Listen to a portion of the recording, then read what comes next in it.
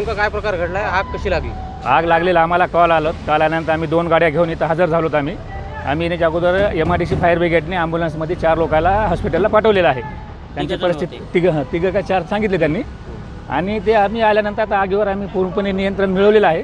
आग अर्ध्या तासामध्ये पूर्ण कंट्रोल होईल. आगीचं नेमकं काय कारण होतं? कारण आता सध्या त्याला तरी स्पष्ट झालेलं नाही, परंतु ते आता पूर्ण आग विझल्यानंतर त्याचे शहानिशा करूच आपण कशानं झाली काय नाही ते.